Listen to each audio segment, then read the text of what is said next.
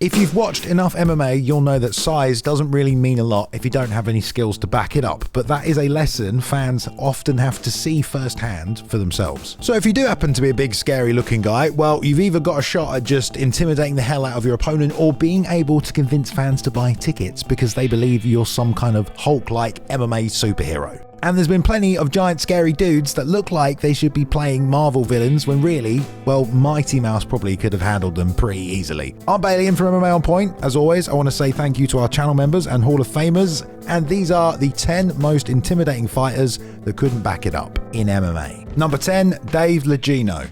Let me tell you, there is nothing more scary than those debt collector guys from the UK, and Dave Legault started off as one of them before turning his hard man lifestyle into being a hard man on the big screen. And when he wasn't acting tough in British movies, he'd go on to terrify children as the half-man, half-wolf dude Fenrir Greyback in Harry Potter. Shit, he's even been a Queen's executioner. In 2005 in the UK though, if you'd been in that kind of debt collector world and were a big scary bald bloke, having a fight in cage rage basically came with the territory. He'd already had some martial arts training, but he took the intensity to an insane level in cage rage. You're a fool. You've come here to conquer, but it is you who'll be defeated.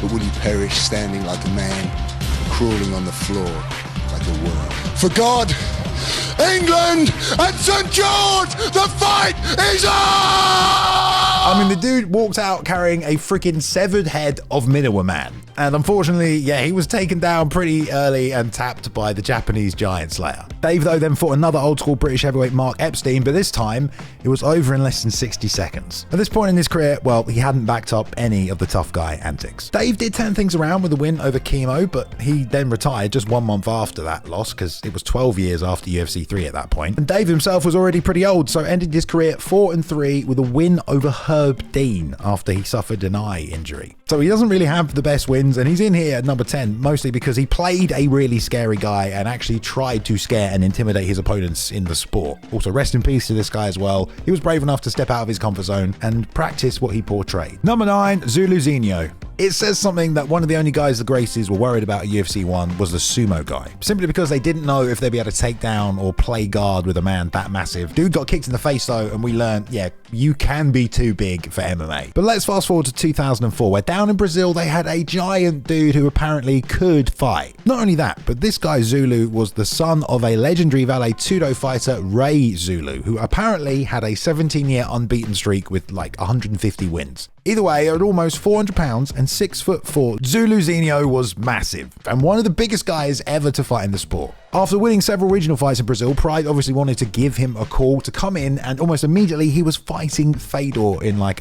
just a spectacle fight really. But the champion just ran straight through him. And then Zulu just had a string of losses against higher level competition before leaving Pride and then still getting beaten up by just kind of journeyman fighters who were nowhere near his own size. Sometimes he was just like falling over, I think just having lost all confidence in the Vale Tudo guy he once was. After getting to Pride, he then got knocked out 9 times across the next 15 years, even in slap fighting. And Zulu Zinho falls to his legs. Number 8, Bob Sapp. Now, at first, based on just sheer size alone, Bob Sapp was a threat to almost anyone. I mean, we saw that when, just a few months into his Japanese career, he picked up Big Nog, the champion, and nearly broke him in half. And often, you know, he was still trying to go after his opponent after the bell, so it made him seem even more terrifying.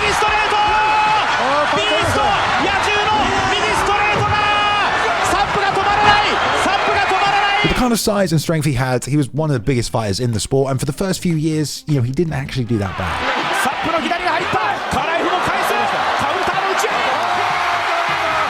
But some of the guys he was beating just weren't exactly the best of fighters themselves.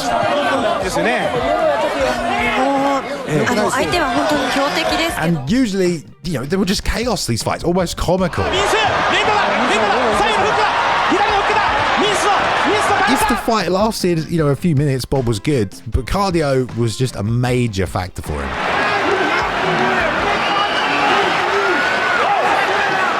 And once everyone kind of knew that his size was literally, nothing to be scared of, he just started getting beaten by everybody. Sometimes he was finished and sometimes he just seemed to quit. Super gifted athlete, definitely on the juice, and one of those guys where he was almost, just too big and couldn't really harness it. Number 7, Todd Duffy. The first UFC fight for Todd Duffy was just mind-blowing. He looked like the genetically engineered version of Brock Lesnar and then flatlined Tim Hague in 7 glorious record-breaking seconds. And right after that, he was on the receiving end of Comeback of the Year against Mike Russo. And then Todd was just released from his UFC contract. I don't like Duffy's attitude. He made it seem to me like he doesn't want to be in the UFC. Todd had a knee injury and had to pull out against his next opponent, and he'd been offered a movie, Never Back Down 2, but he told reporters that although he accepted, he wasn't going to do it because the UFC said they didn't want me to do it. Apparently his manager had agreed to the fight, not Todd. The UFC had wanted him on that fight card though because Brock Lesnar was on that fight card. Either way, the UFC just dropped him, but before the end of the year, Todd was ready to fight again, and he was booked by Dream to fight Alistair Overeem for their heavyweight title. But the call came on pretty short notice, and Alistair just absolutely destroyed Todd in a flawless fashion, just 19 seconds. The problem next for Duffy was that just despite clearly being this athletic animal, he just couldn't get his career together. He made it back to the UFC, and once again looked great in 2 fights, but then against an aging Frank Mir suffered an almost immediate horrendous KO. It was the kind of thing that had everyone questioning his career, and then he didn't fight for 4 more years. Came out of the last fight, I already needed knee surgery going in. I had a bad knee surgery, was kind of forced into a fight. I've been healthy for the last 2.5 years, just been dealing with contract stuff, to be honest with you. And when he did fight again, he got eye poked in the first round, and again was let go from the UFC. Number 6, Greg Hardy. Crossover athletes usually make a bit of a splash in their arrival into the UFC, and there was definitely a lot of talk when Greg Hardy debuted on the Contender Series. Some of it because he was a former NFL player, so he was pretty fucking massive and was used to running head-to-head full speed at some of the biggest guys on the planet. Some of it was because of his controversies and court cases off the pitch, and most of it was because he was clearly very, very new to MMA and surely just, couldn't be UFC ready yet. Now, while Greg Hardy's 2 sub-60-second knockouts on the Contender Series gave some people reason to sign him, the reality was those guys were not UFC caliber either, and when his debut did happen, he didn't make a great case for himself by kind of just forgetting even the basics. He forgot the rules and got disqualified. Look at his face. He genuinely didn't know what he did was illegal. And I like the irony that a guy coming over from what some people would say is arguably a more complicated sport couldn't understand the basic rules. And it kept happening. Remember when he thought it was okay to use an inhaler in between rounds? He did get some knockouts, but against guys who were no longer in the UFC just a year later. Really, the 3-fight losing streak at the end of his career shows a guy who initially the UFC thought might generate some numbers to just fodder for the upcoming heavyweight talents who all knocked him out pretty ruthlessly. Number 5, Big Baby, aka Marcus Jones.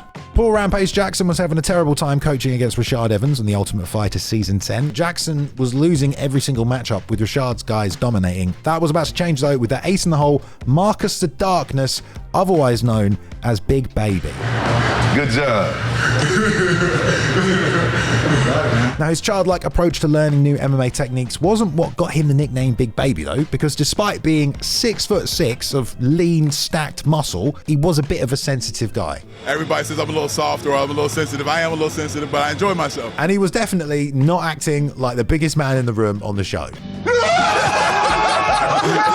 Despite that though, he did okay on the show at first, getting Rampage's first win on the team, but he was clearly just a raw talent with a lot of skill development needing to get him to the UFC level. And then later on in the show, he was brutally KO'd while kind of just lumbering towards Brendan Sharp. The UFC still gave him an opportunity to fight in the organization, but again, the big man just couldn't seem to put it together and didn't really have, the body mechanics to move like an MMA athlete. He was knocked out cold again while charging at Matt Mitrione. That was his own UFC fight. After that, he hung up the gloves to spend more time with his family. Number 4, Kimbo Slice. So could Kimbo Slice fight? Well, if you're talking about in the backyards of Florida, hell fucking yes. But at a professional level against other trained guys, well, of course, part of what made Kimbo popular in the first place is that he's massive. Dude was genetically gifted, and that giant beard just added to this whole jacked pirate captain vibe. If you watch Kimbo in Pro Elite, you might have thought he was pretty good because he was, knocking guys out, but you might have also been listening to Dana White at the time.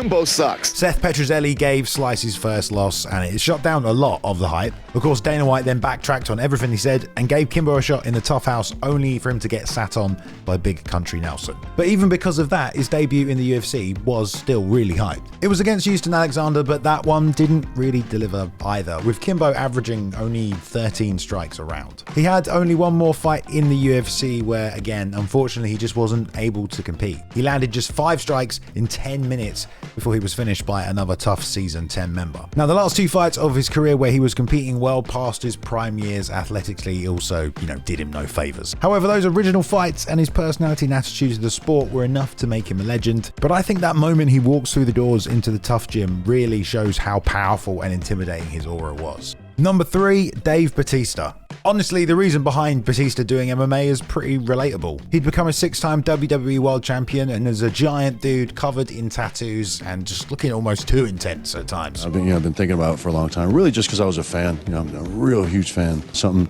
like before I'm too old to do, I'd love to jump in and give it a try. And I've been a martial artist for a long time. He was booked at a Real Pain event, but his opponent fell out on short notice, and instead he got Vince Lucero, a veteran of 44 fights, 20 and 22 this guy was, and he stepped up. Still, he's not the best fighter, but that experience meant a lot, and immediately the fight did not go Dave's way. Another right, left hook, right cross, another left hook, right cross. You got one off big.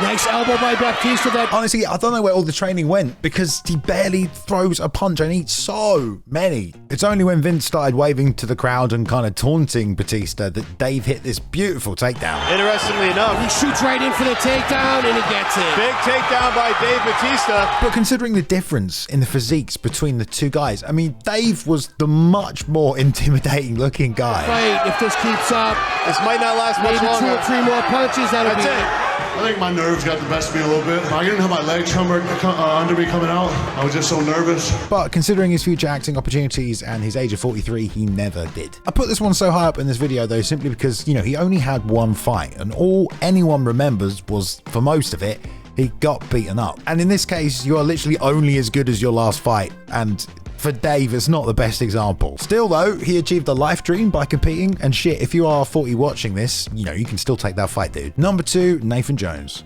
Big old Nathan Jones, eh? I've seen this guy face crush Tom Hardy, absorb punches from Jackie Chan, get double knee drilled by Tony Jaa, and then still power slam him. Oh yeah, and he went one-on-one with Achilles that time, but that didn't really work out. Point is, Nathan Jones looks like one of the biggest, scariest Australians you could ever meet. I mean, he even did a stint in the WWE. At 6'9", 345 pounds, yes, Jones is a monster, but when it came to actual fighting, well, his fighting career began and then was over in just 2 minutes. Not surprising given what Japan were doing at the time that Jones ended up at Pride 1, fighting another big guy and banned pro wrestler, the Japanese judoka Koji Kitao. Unfortunately for Nathan, almost immediately he threw one knee in the clinch and got taken down. And about 15 seconds later, the big man Nathan Jones was tapping to a key lock.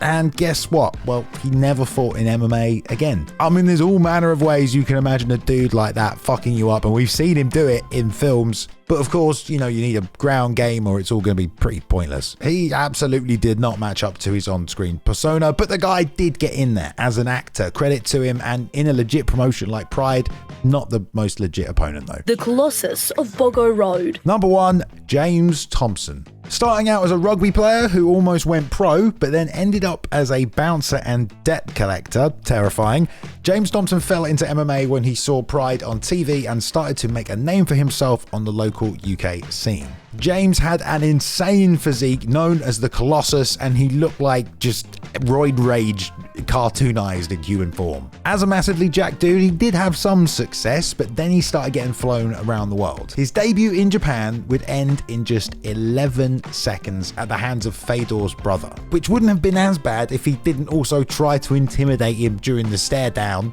I mean, he was basically convulsing and screaming at the camera. Now, James then won a bunch of Pride fights, but against other freak show guys like Henry Armstrong Miller or Giant Silver, not anyone that, could really fight. And so what followed after that for James was constantly being matched up with other giant heavyweights who were basically looking to make a name by taking out a dude that looks like James, but unfortunately so many people started to knock him out. And so James had to go back to the UK regional scene, but that also did him no favors as the same thing kept happening. He was such a jacked guy that any fight he was in was a spectacle, but James ended up becoming, kind of a punching bag for other heavyweights, ending his career with 13 knockout losses. Thompson's also number one because he'd often go out of his way to try and be more intimidating, but it only seemed to get him into more and more trouble. All right, bit of a fun video today. Of course, I'm not really being that serious. All right, all these guys got in the cage. They all fought, so credit to them. Shout out to Luke Taylor for editing the video. Thank you, Luke. We appreciate you, mate. Guys, give him some support. Say thank you at @cooltome_ on social media. All you Hall of Famers out there, as always, guys, big special thank you to you. Thanks for every single bit of support you give every single month. If you want to join them, guys, click the button down below to find out more. Give us a comment as well, guys. Today, we want to know what you think, which one of these fighters was maybe better or worse. Do you think I was too harsh on anybody? You can let me know down below. Give us a thumbs up if you enjoyed the video though, guys, and don't forget to sub if you're not subbed. I've been Balian. I'll see you in the next one. Take care.